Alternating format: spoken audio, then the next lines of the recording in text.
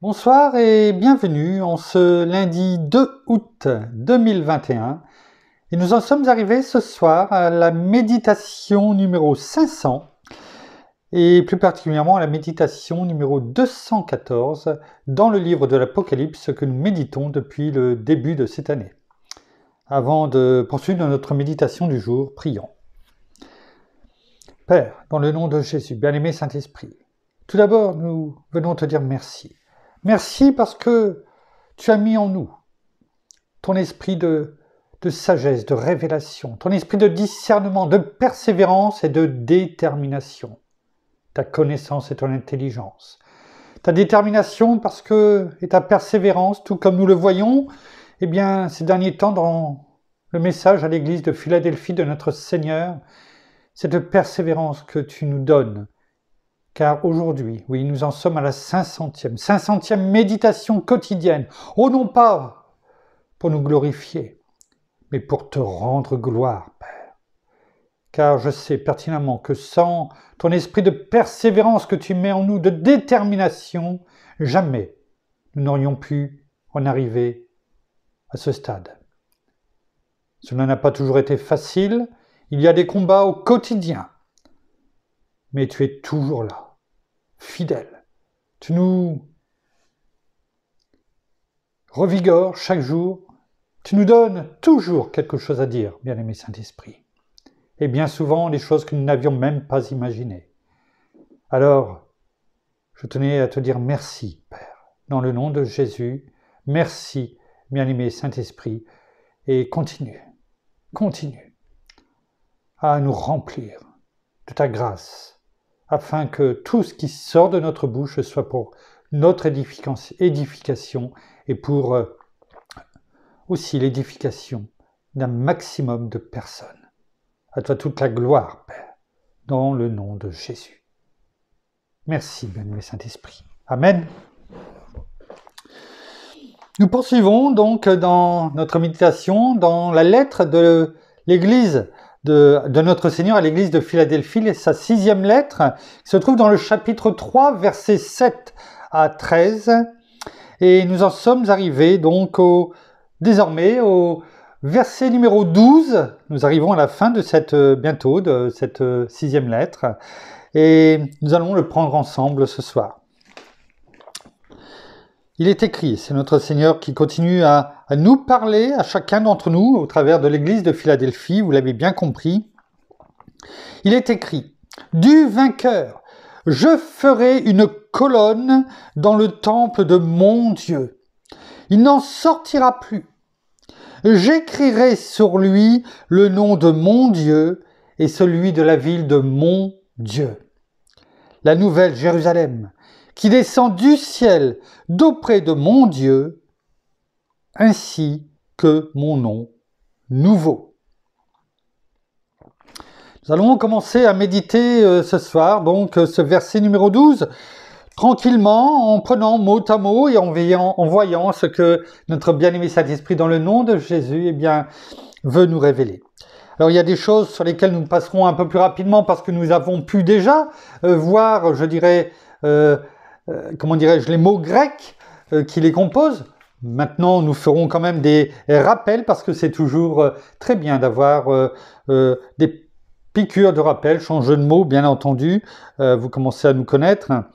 Et donc, alors, prenons. Du vainqueur. Du vainqueur, on a pu voir déjà que ça venait du verbe grec, vainqueur, nikao, duquel est tirée une célèbre marque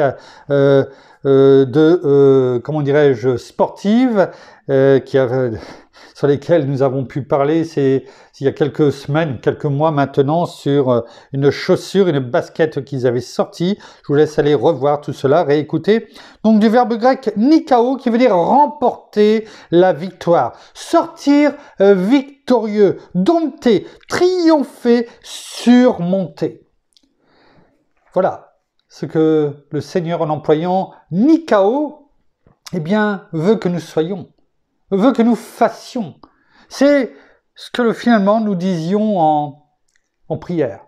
Cet esprit de persévérance et de détermination que notre Père nous donne afin que, en Christ Jésus, conduits par notre bien-aimé Saint-Esprit, eh bien nous ayons cette puissance, cette force en Christ de Jésus de sortir victorieux, de dompter tout cet environnement afin de pouvoir eh bien, demeurer persévérant en Christ Jésus, de garder la parole. C'est tout cela de ce que l'on retrouve dans le verbe grec, eh bien, nikao. C'est cela le vainqueur. L'enfant de Dieu persévérant qui conserve sa foi dans l'œuvre de la croix. Car c'est bien là le point central. C'est de là où, finalement, eh bien, où l'ennemi a cru que tout était fini, alors que là, c'est là où tout commençait. La croix, qui est une folie pour le monde et qui pour nous, eh bien, est la vie. Là où nous venons, là où tout commence, là où l'homme nouveau, eh bien, est régénéré à partir du moment où on reçoit notre Seigneur comme Seigneur et Sauveur de notre vie. Alors, oui, c'est ce vainqueur que notre Père veut que nous soyons, notre Seigneur, parce qu'il le dit, du vainqueur. Du vainqueur, c'est-à-dire celui qui sera vainqueur, celui qui aura fait tout ce que l'on vient de dire. Eh bien, c'est-à-dire moi, Jésus, ferai une colonne dans le temple de mon Dieu. Et c'est bien cette colonne qu'il va faire dans le temple de mon Dieu, dit notre Seigneur, eh bien, c'est bien le vainqueur. Ce n'est pas quelqu'un d'autre, c'est le vainqueur. Donc, soyons dans ce camp des vainqueurs. Nous l'avons vu déjà plusieurs fois au cours des méditations, eh bien, au cours des 6 premières lettres de notre Seigneur, que notre Seigneur nous a fait parvenir au travers de l'apôtre Jean. Je ferai une colonne dans le temple de mon Dieu. Alors, cette expression indique que le vainqueur demeurera en permanence dans la présence de Dieu. Parce que lorsqu'il y a une colonne que le Seigneur a fait, mais cette colonne dans le temple de mon Dieu.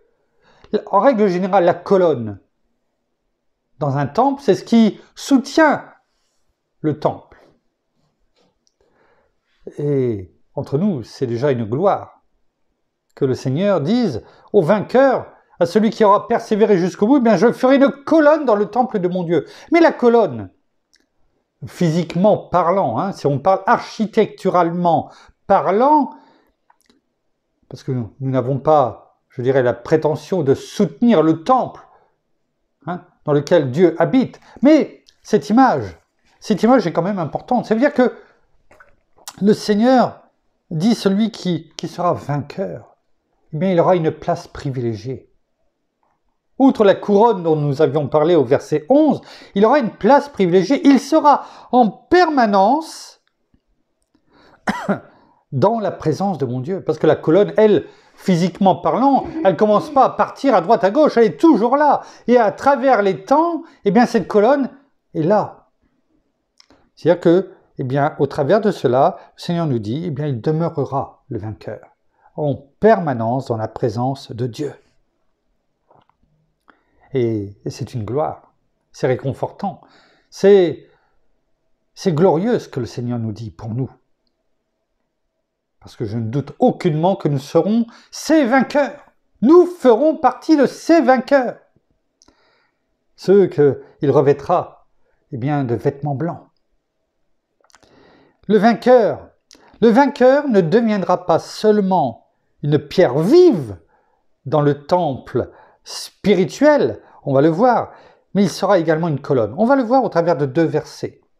Peut-être que ces 2 versets seront suffisants, peut-être que pour ce soir. Prenons-les, le premier, dans la première épître de Pierre, au chapitre 2, versets 4 à 6.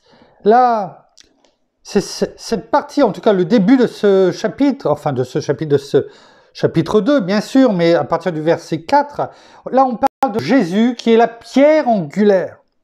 Jésus qui qui est le fondement du temple spirituel.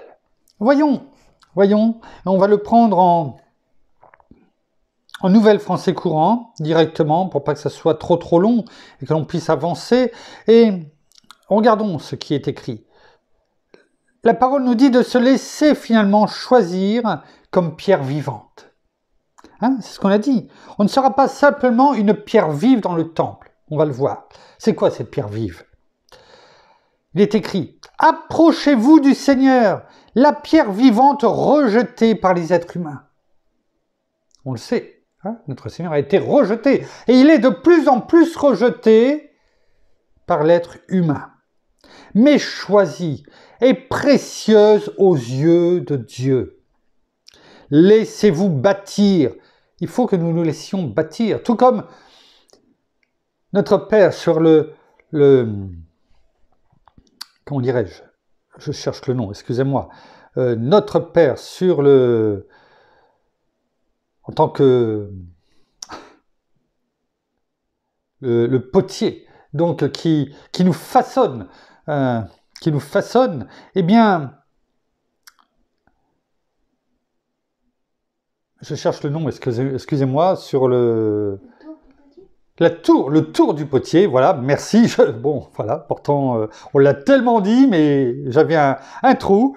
Eh bien, la parole nous dit, laissez-vous bâtir, vous aussi, comme des pierres vivantes, pour construire un temple spirituel. Bien sûr, nous avions bien compris que là, ce n'est pas la colonne simplement qui soutient le temple, c'est bien sûr spirituel. Mais là, ça nous est montré. Là, la parole nous montre ce que nous dit, eh bien, dans ce verset 12, eh bien, du livre de l'Apocalypse à l'église de Philadelphie, eh bien, nous dit laissez-vous bâtir vous aussi comme des pierres vivantes pour construire un temple spirituel. Vous y formerez une communauté de prêtres. Voyez, ce n'est pas simplement cette pierre vivante qui est là comme une colonne, on va dire, qui soutient un temple physiquement, hein, mais ce n'est pas que cela. Vous y formerez une communauté de prêtres appartenant à Dieu. Vous lui offrirez des sacrifices spirituels qu'il accueillera avec bienveillance par Jésus-Christ, car il dit dans l'Écriture, « Voici que je place en Sion une pierre d'angle. Je l'ai choisie, et elle est précieuse, et celui qui met sa foi en elle ne sera jamais déçu. » Bien sûr, nous le savons, cette pierre angulaire, cette pierre qui est dans l'angle, eh bien c'est bien sûr notre Seigneur. Et on voit encore, eh bien que c'est en Christ Jésus que nous venons nous fortifier, que nous pouvons, eh bien, comprendre cette parole qui nous dit, eh bien, vous allez former ensemble une communauté de prêtres appartenant à Dieu, parce que en Christ Jésus, nous faisons et nous formons eh bien, cette communauté de prêtres. Donc nous ne sommes pas appelés à être simplement une colonne, tout simplement eh bien, dans un temple, y compris spirituel, mais nous sommes appelés en Christ Jésus à être cette communauté de prêtres appartenant à Dieu. Et c'est important. Et voyons ce qui est dit dans Galates. Galates, chapitre 2, versets 7 à 10. Là, on parle, eh bien, pour remettre dans le contexte, eh bien, de l'apôtre Paul, hein, Saul de Tarse, hein, et l'apôtre Paul qui, après être parti, eh bien, enfin, être venu avec Barnabas, lui qui crée les ponts, et qui a créé le pont entre Paul, anciennement Saul de Tarse, le persécuteur de l'Église, avec bien sûr ceux qui étaient les apôtres, qui ont formé eh bien, la première Église. Et donc Paul, accompagné de Barnabas, eh bien, ont été voir pour se présenter, pour parler et pour discuter des fonctions de chacun. Et c'est ce que nous dit ici la parole. en fait, sur l'intendance de l'évangile, ce qui peut arriver, eh bien, aujourd'hui encore. Mais ce qui est bon ici, c'est de voir comment les choses se sont passées. Elles ne se sont pas passées dans les cris, dans les heurts, en disant, en claquant la porte, etc. Regardons ce qui est écrit. Et regardons ce que nous sommes appelés à être, c'est-à-dire non pas simplement une pierre vive dans le temple d'Israël, pardon, dans le temple spirituel, mais une colonne. La parole nous dit dans Galates chapitre 2, versets 7 à 10, et c'est l'apôtre Paul qui parle, au contraire, en parlant donc des apôtres qui l'ont vu, eh bien, on va reprendre même au verset 6 parce que autrement on aura du mal à comprendre. Quant à ceux qui paraissaient les plus considérés, et là, bien sûr, c'était, comment dirais-je, on parle de Jacques, de Pierre et de Jean, entre autres, en l'occurrence, hein, eh bien, quant à ceux qui paraissaient les plus considérés, ce qu'ils avaient été autrefois m'importe peu. Dieu ne fait pas de considération de personne. Il peut, bien sûr, mettre des personnes à des endroits précis pour une, comment dirais-je, pour une destinée, pour une œuvre. Ça, oui, tout à fait. Mais pour Dieu, eh bien, il ne fait pas de considération de personne. Ses enfants sont ses enfants. Et il est dit, Dieu ne fait pas de considération de personne. Les plus considérés ne m'ont rien imposé. Ça, c'est intéressant. C'est-à-dire qu'il est en train de dire les plus considérés, en tout cas, eh bien, là, à Jérusalem, eh bien, il est en train de dire, pourtant, ils auraient pu se gonfler d'orgueil et de dire, oui, mais bon, n'oublie pas qui tu étais Saul de Tarse, hein, celui qui persécutait l'Église. Donc, s'il te plaît, nous, on a marché avec Christ, eh bien, reste à ta place. Non. On dit, les plus considérés ne m'ont rien imposé. Pourquoi ? Au contraire, lorsqu'ils virent que l'Évangile m'avait été confié pour les incirconcis, c'est-à-dire pour les païens, non pas pour les Juifs, hein, le peuple juif. Et ça, c'est intéressant de voir. Lorsqu'ils virent que l'Évangile m'avait été confié bien sûr par Dieu, par notre Seigneur, qui avait saisi sur le chemin de Damas, eh bien, l'apôtre Paul, enfin Saul de Tarse à ce moment-là, pour qu'il devienne l'apôtre Paul, celui qui allait porter l'Évangile, eh bien, auprès des incirconcis, des païens. Comme à Pierre pour les circoncis. Donc il dit, Pierre, c'était pour les circoncis, c'est-à-dire ceux qui étaient circoncis dans la chair. Moi, Paul, c'était pour, eh bien, les incirconcis, les païens.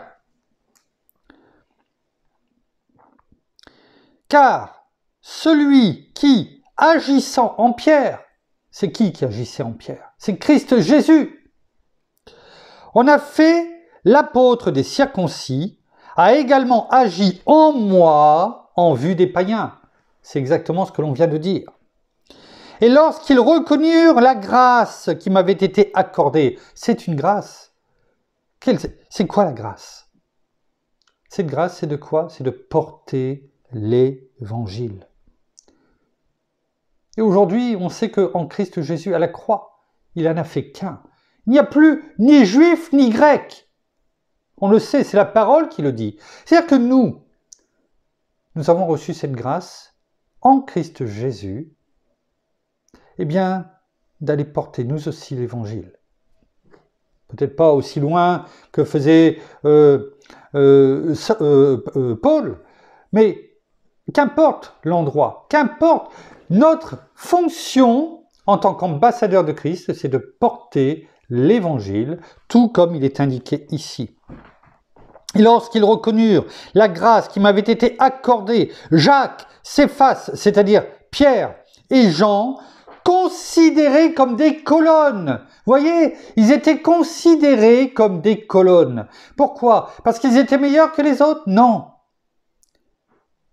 Parce que ils faisaient tout simplement ce que Christ les avait adjoints à faire. Porter l'évangile, demeurer en Christ comme Christ en eux et persévérer. Tout comme ce que nous avons dit auparavant. Ils savaient ce qui les attendait. Notre Seigneur leur avait dit. Et aujourd'hui, remplis de l'Esprit, leur but, c'était de servir Christ, de déclarer, proclamer la parole, de témoigner de ce qu'avait fait Jésus pour eux et de sauver, en tout cas par leur témoignage, par l'évangile, de sauver un maximum d'âmes, en tout cas de les amener au travers de leur témoignage à être sauvés. Et c'est pour cela qu'il est parlé qu'ils étaient des colonnes. Nous, alors considérés comme des colonnes, nous donnèrent la main à qui? La main droite, à Barnabas et moi, c'est-à-dire Paul et à moi, en signe de communion. Ainsi, nous irions, nous, vers les païens et eux vers les circoncis. Nous devrions seulement nous souvenir des pauvres, ce que je me suis empressé de faire. Donc, notons, Jacques, Céphas et Jean, Pierre et Jean, considérés comme des colonnes, nous donnèrent la main droite à Barnabas et moi en signe de communion. Ainsi, nous irions vers les païens et eux vers les circoncis. Et là, on peut reprendre ce que nous avons dit dans 1 Pierre chapitre 2 et au verset 5. Vous y formerez une communauté de prêtres appartenant à Dieu. Vous lui offrirez des sacrifices spirituels qu'il accueillera avec bienveillance par Jésus-Christ. Et c'est quoi? C'est quoi cela? On le retrouve dans Jean. Ça me vient comme ça. Et dans Jean 15, à partir du verset 7 et 8, lorsqu'il est écrit « Si vous demeurez en moi et que mes paroles demeurent en vous, demandez tout ce que vous voudrez, cela vous sera accordé. » C'est ce que Jacques, Pierre et Jean faisaient. C'est ce que Paul, finalement, en ayant reçu cette communion, cette bénédiction de la part de Pierre, Jacques et Jean, d'aller vers les païens, parce qu'ils avaient vu ce que Christ et notre Seigneur avaient fait en eux, ils ont dit, demeurons en Christ et Christ en nous. Verset 8, chapitre 15 de l'évangile de Jean. Mon Père est glorifié en ceci. C'est ça aussi, cette grâce, cette grâce, avec tout ça, on ne sait plus où aller trouver. Vous lui offrirez des sacrifices spirituels. C'est quoi ces sacrifices spirituels qu'il accueillera avec bienveillance? C'est tout simplement ceci, ce que notre Seigneur nous dit au verset 8 de ce chapitre 15 de l'évangile de Jean. Mon Père est glorifié en ceci, que vous portiez beaucoup de fruits et vous serez mes disciples. C'est cela. C'est cela. Notre Père est glorifié en ceci que nous portions beaucoup de fruits. C'est ça aussi ces fruits spirituels. De déclarer, de proclamer l'évangile. Et c'est cela, persévérer, parce que à ce moment-là, vous serez mes disciples. Et verset 9, comme le Père m'a aimé, moi aussi je vous ai aimé, demeurez dans mon amour. Si vous gardez mes commandements, vous demeurerez dans mon amour, comme j'ai gardé les commandements de mon Père et que je demeure dans son amour. Tout est lié. Tout est lié. Et ce n'est que par cette action de persévérance que nous devenons ces colonnes et ensemble cette communauté de prêtres spirituels qui nous permettent d'apporter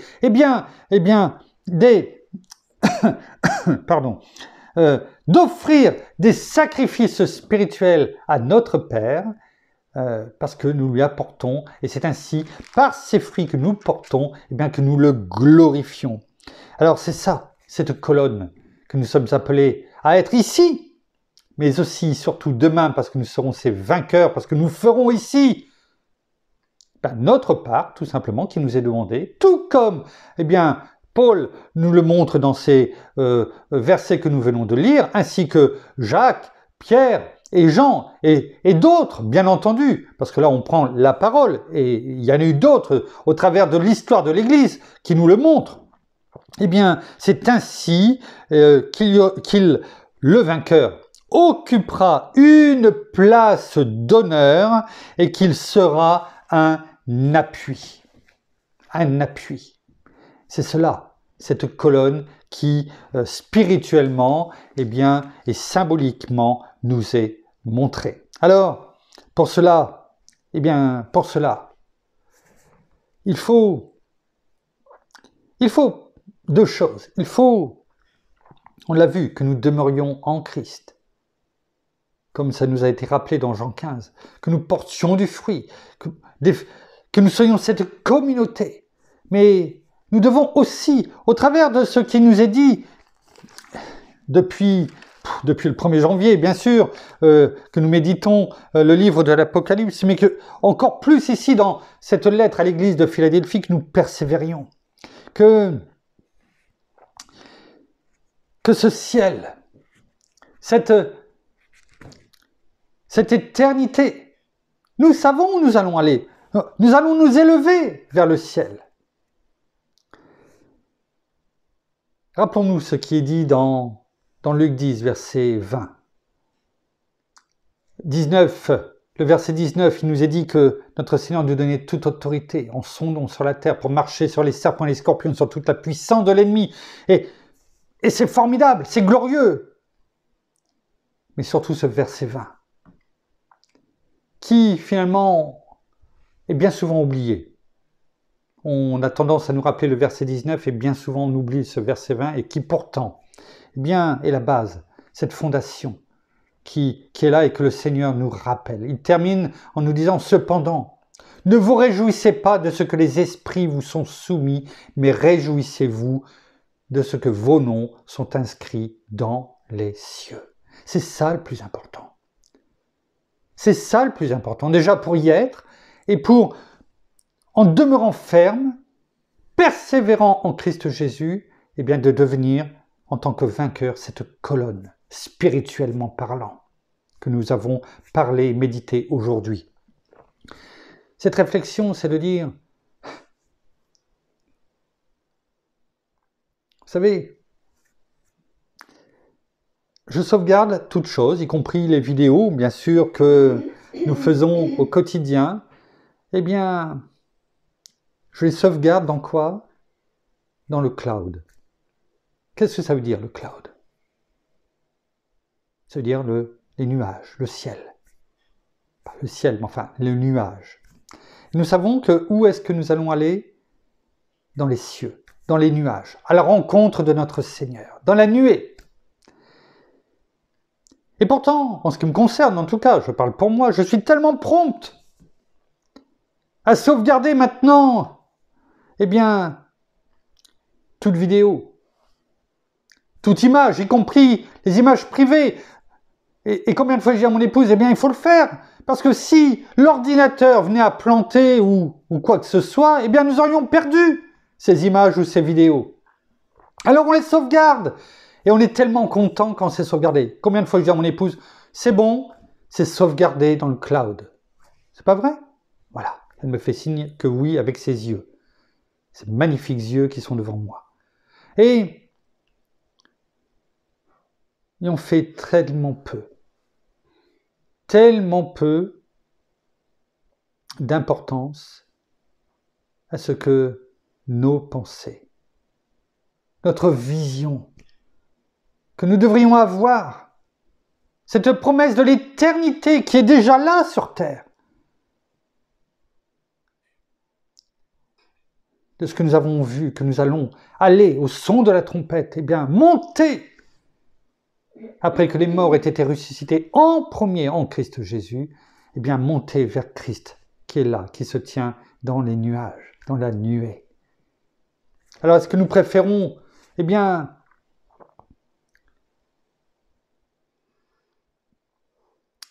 comment dirais-je, le cloud du monde, avec tous ses plaisirs? Est-ce que c'est vers ce cloud que nous voulons, entrer? Ou est-ce que nous voulons aller dans ce cloud où se trouve notre Seigneur et qui nous attend bientôt lorsqu'il va revenir? Alors, ayons cette conscience. Pour ceux en tout cas qui sauvegardent des choses dans le cloud, de nous rappeler que le plus important, c'est que nos noms soient inscrits dans les cieux. Ce qui ne veut pas dire qu'il ne faut pas se sauvegarder, bien sûr, dans le cloud, ici du monde, mais en tout cas de ne pas nous égarer dans le cloud du monde, mais de nous rappeler toujours que le plus important, c'est que nos noms soient toujours inscrits dans les cieux. Ça, c'est le plus important. Merci, Père. Merci, Seigneur. Merci, bien-aimé Saint-Esprit, une fois de plus pour ce que tu nous as permis de comprendre ce soir au travers de ce que tu nous as donné dans ton début de ce verset numéro 12. Conduis-nous, bien-aimé Saint-Esprit, chaque jour à avancer, à nous laisser conduire par toi. Nous terminons par la prière. Merci Seigneur, encore ce soir pour ta parole. Merci encore de nous donner cet esprit de discernement et ainsi que de révélation, mais aussi toute sagesse afin de pouvoir continuer d'avancer dans les pas que tu prépares, que tu mets devant nous et que nous ne nous laissions pas déborder par toutes ces choses du monde, par tout ce que nous pouvons entendre, par tout ce que nous pouvons voir et tout ce que nous pouvons lire, mais que nous nous attachions à toi, à ta promesse, à tout ce que tu as en réserve pour chacun d'entre nous, parce que cela est la vérité, parce que cela est vrai, parce que cela est déjà, à condition que nous aussi, nous restions dans les pas que tu as préparés pour nous, dans ce chemin, que nous restions droits, intègres et justes. Alors oui, laissons-nous façonner, laissons-nous transformer, métamorphoser et faire toute transformation encore qui doivent être faites en chacun d'entre nous afin que nous puissions avancer sur ce chemin de la sanctification et que nous soyons prêts pour ce jour où nous monterons auprès de toi, où tu viendras tout simplement nous rechercher ton Église. Alors oui, réjouissons-nous, comme nous l'avons entendu, de savoir tout simplement que nos noms sont inscrits dans le livre de vie et dans les cieux.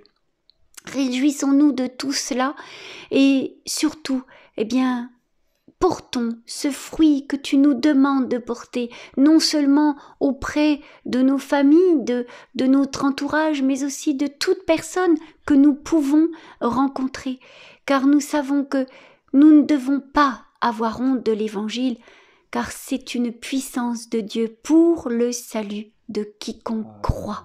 Alors oui, tu nous demandes de porter du fruit, de parler de toi, de simplement, parler de l'Évangile, de la bonne nouvelle, et de ne pas avoir honte, de dire qui nous sommes, qui nous représentons, et vers qui nous voulons aller, et qui tu es.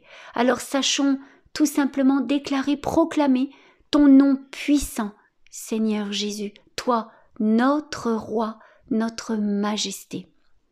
Alors soyez tous abondamment bénis, frères et sœurs, dans le nom de notre Seigneur Jésus-Christ.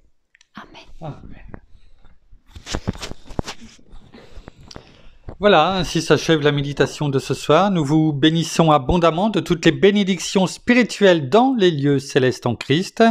Nous souhaitons à tous nos amis au Québec, au Canada, en francophonie, en France, à Paris et tout autour de chez nous, nous vous souhaitons une très bonne soirée, une très bonne fin de journée pour nos amis qui ont un décalage horaire et qui sont sur les routes à prêcher la parole au Canada. Et nous vous souhaitons bien sûr une agréable nuit, une bonne nuit à toutes et à tous dans la paix de notre Seigneur qui nous la donne abondamment. Cherchons-la et demandons-lui surtout que cette paix nous touche toutes et tous. Et nous vous donnons rendez-vous demain pour la suite de nos méditations. À demain. Au revoir.